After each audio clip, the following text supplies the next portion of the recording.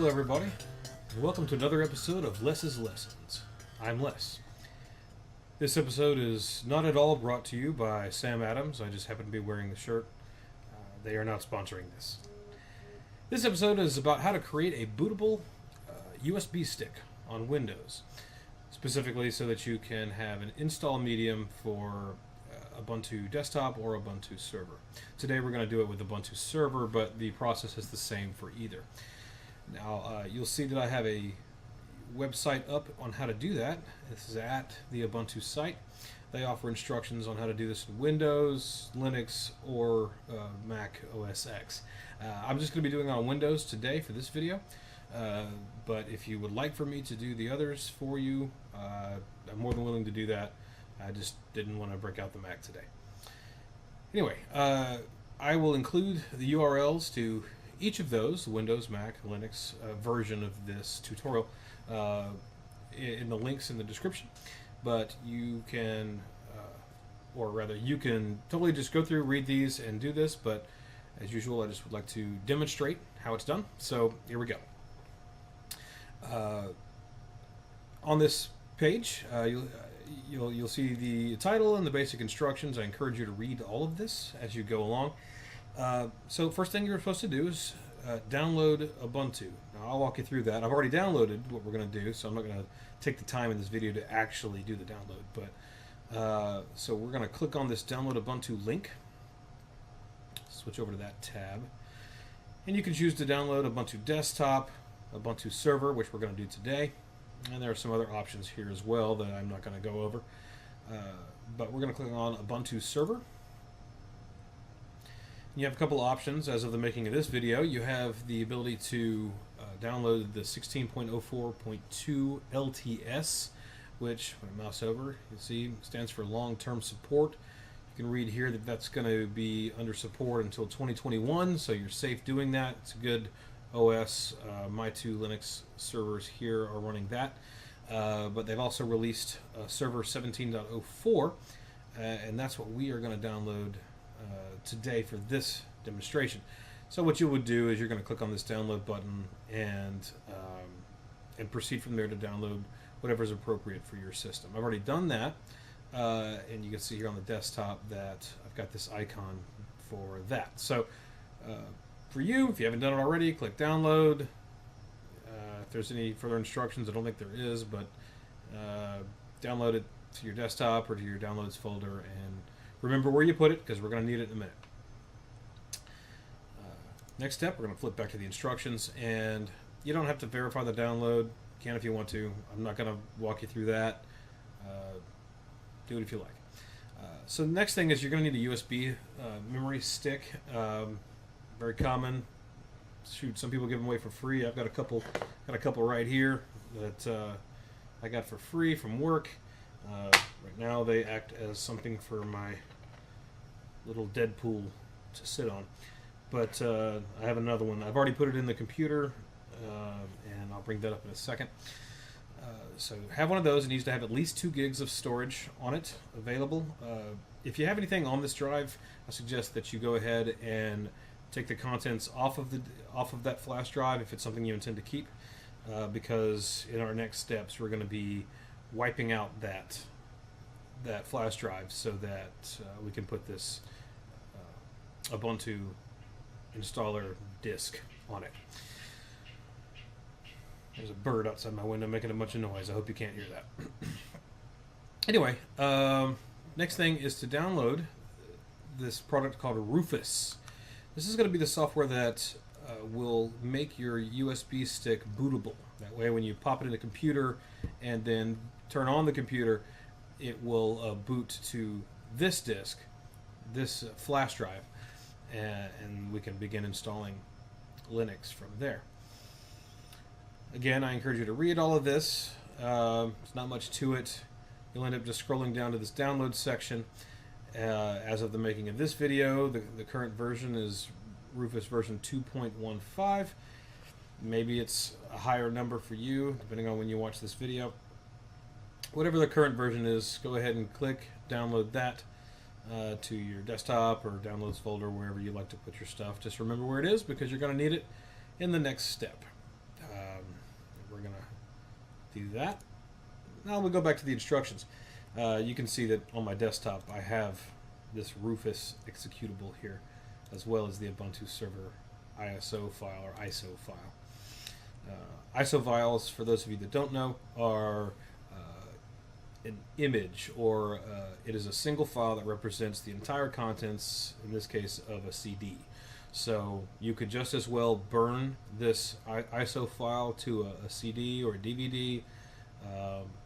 Maybe I'll make a video on doing that. I know a lot of people don't even do that anymore. I can't tell you the last time I burned a disk, but doing what we're doing now with this USB stick is the modern way of doing that, especially for creating and install disks. So anyway, on to the instructions. So we're going to open up Rufus. So I'm going to double click this Rufus icon.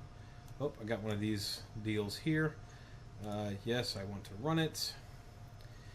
Now, I ran this before I started making the video. It did ask me a couple of questions.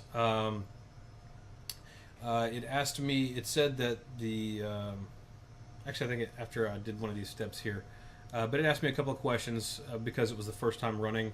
You can pretty much say yes and next to those just to get past them. They're just kind of some default stuff, not a big deal. If you have questions, post them in the comments about that. I'll try to answer them if you have any. So, all right, so we have this window here, and it automatically searches for your USB flash drive. I forgot to tell you to do that. Before running Rufus, take your flash drive, pop it into the USB port, an available USB port on your computer, and then run Rufus. I skipped that part, sorry. So that when you launch Rufus, it actually finds it. It's already there. So that's some of the stuff we're going to leave default. So it found my flash drive, which happens to be called Ubuntu Serve. There's nothing really on it. The next option for partition scheme, you're going to leave that like it is at MBR partition scheme for BIOS or UEFI. We're going to leave the file system at FAT32. The cluster size, leave it alone. You can call, this is where you're going to label your USB flash drive. You can call it whatever you want to call it. I think Ubuntu Serve is a fine name, but you can call it Bob or Disk. It doesn't matter. You can leave all these checkboxes how they are. Leave it this at one pass. But right here where it says Free DOS, this is where we're going to make a change. There's a button right next to that. This is where we're going to go and select that ISO file that we downloaded a few minutes ago. So I'm going to click that. I'm going to go find this ISO file. Here it is for Ubuntu Server. And so now it knows, so what it's going to do in a second, and we'll walk through this, is it's going to format the disk so that there's nothing on it, the flash drive, so that there's nothing on it, and then it's going to write the contents of that ISO file. Remember I called it an image a minute ago, so right here, ISO image that we just selected, it's going to write the contents of that file to the flash drive. So we've made our selections, and I'm going to click Start. Now this may take a few minutes once you do it, because that file has about right there 685 megabytes of content, and all that's going to have to be written to the flash drive. So after I click Start here, is everything all? Take a look at what's on here, and oh, it changed my label for me. I had Ubuntu Serve on there, but once I selected this, our ISO image, it renamed it to this. Again, it doesn't matter. It will be fine. You can, again, call it what you like, or leave it just like it is. It's not going to matter anyway. So anyway, you click Start, and it's going to have some questions. So it says the image you've selected is an ISO hybrid image. It means it can be written either in ISO image file copy mode, or DD, or disk image mode. Now they recommend using and you can read the rest of that, but they recommend writing in an ISO image mode, which is also what I recommend, so just leave that at this option, press OK.